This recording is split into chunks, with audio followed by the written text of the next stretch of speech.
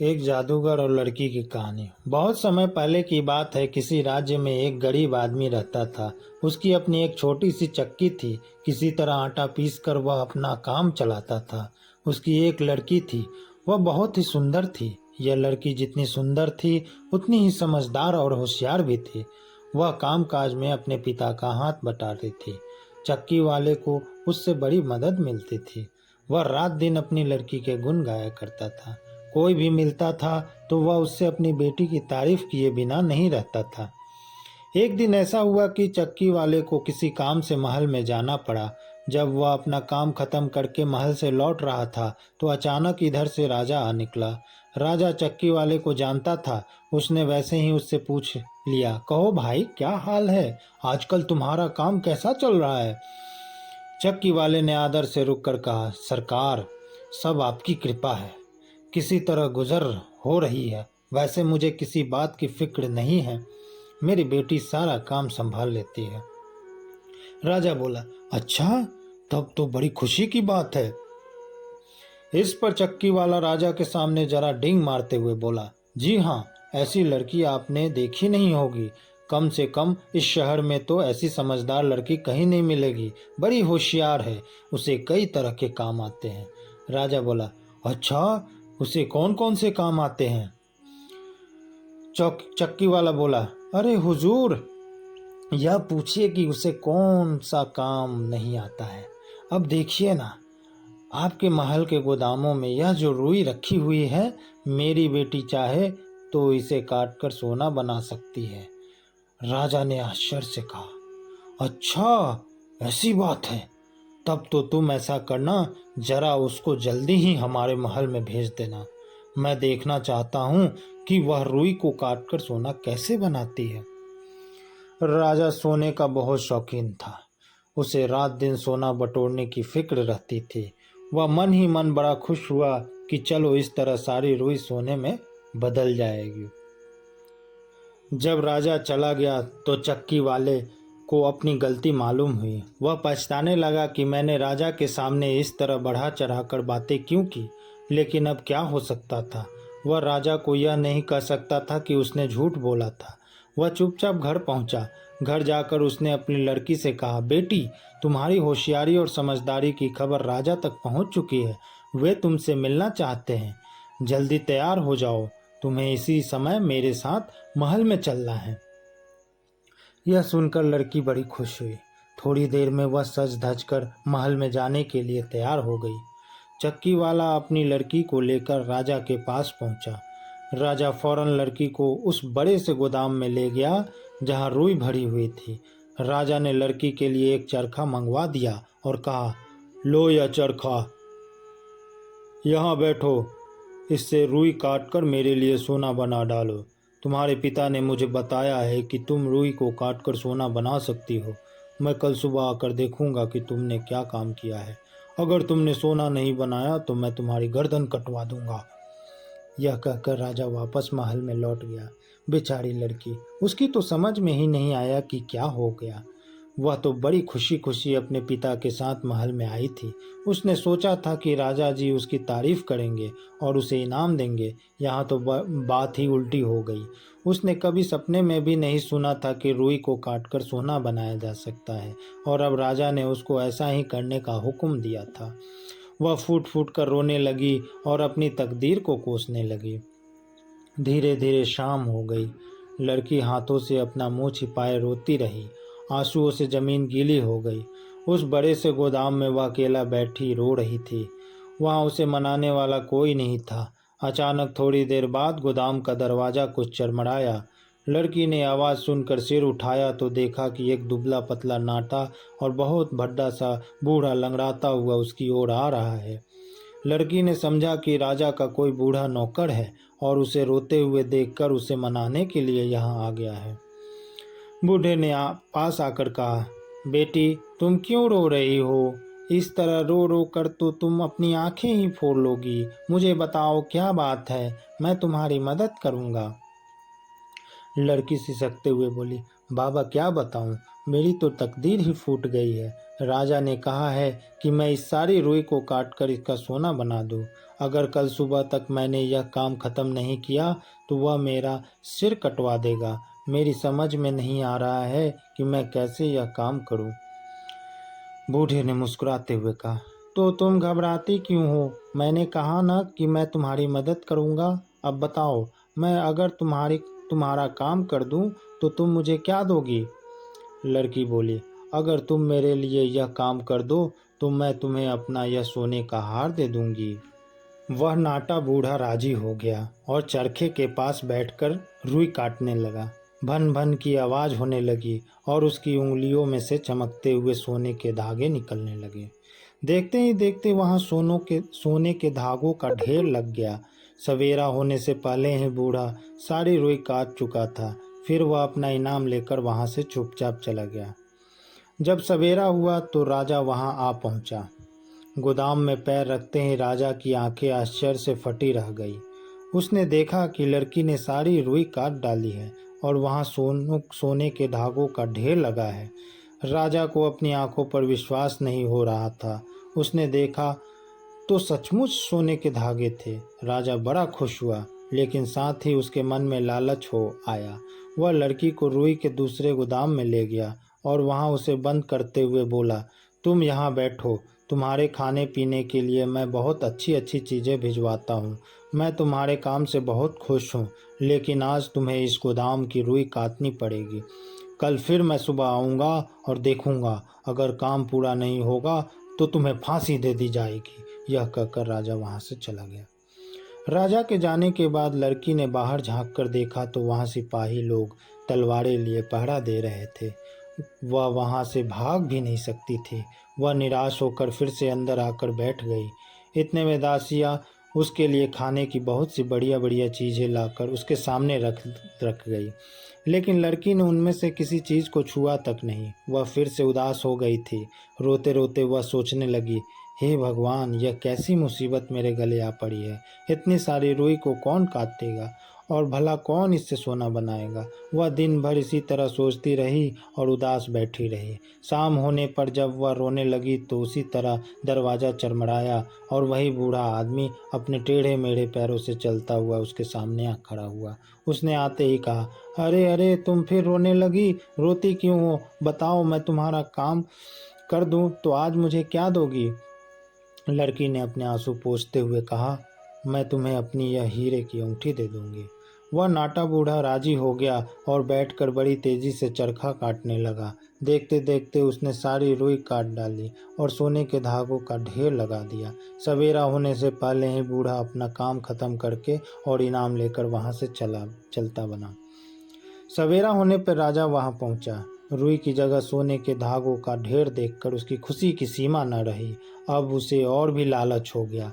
वह उस लड़की को उससे भी बड़े गोदाम में ले गया और बोला, देखो, मैं तुमसे बहुत खुश हूँ, लेकिन आज तुम्हें इतनी रुई और काटनी पड़ेगी और इसका सोना बनाना पड़ेगा। अगर कल सुबह तक यह काम कर दोगी तो मैं तुमसे शादी कर लूँगा और तुम्हें अपनी रानी बना लूँगा। राजा के जाने के बाद लड़की फिर उदास हो गई। वह रोना शुरू करने ही वाली थी कि इतने में फिर से दरवाज़ा चरमराया और वह नाटा बूढ़ा आदमी अपनी भद्दी चाल से फुदकता हुआ उसके सामने आ खड़ा हुआ। बूढ़ा बोला, तुम चिंता क्यों करती हो? मैं शाम को आकर तुम्हारा यह काम कर दूंगा, लेकिन बताओ, तुम आज इस काम के बदले मुझे क्या इनाम दोगी? अब लड़की कुछ चक्कर में पड़ गई। उसकी समझ में नहीं आया कि क्या जवाब दे। अब तो उसके पास इनाम देने के लिए कुछ भी नहीं बचा था। लेकिन इतने में बूढ़े ने एक चाल सोच ली और कहा, चलो, तुम्हारे पास देने के लिए अभी कुछ न हो तो कोई बात नहीं, लेकिन तुम्हें एक प्रतिज्ञा करनी पड़ेगी।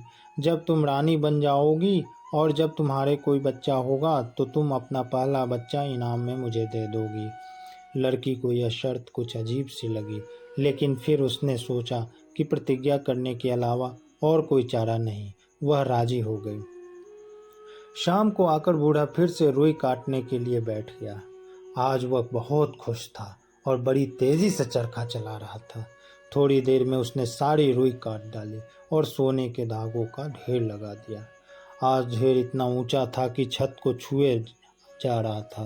काम खत्म करके बूढ़ा बोला, अच्छा अब मैं चल जाता हूँ, लेकिन याद रखना अपनी प्रतिज्ञा मत भूलना। यह कहकर वह वहाँ से चला गया। सवेरा होते ही राजा वहां पहुंचा। सोने के ढेर को देखकर उसका मन नाचने लगा। उसने लड़की को शाबाशी दी और उसे महल में ले गया। दूसरे ही दिन राजा ने धूमधाम के साथ उस लड़की को अपनी रानी बना लिया। चक्की वाले की लड़की अब रानी बन गई और बड़ी शान के साथ महल में रहने लगी। वह अपने सारे दुख भूल गई।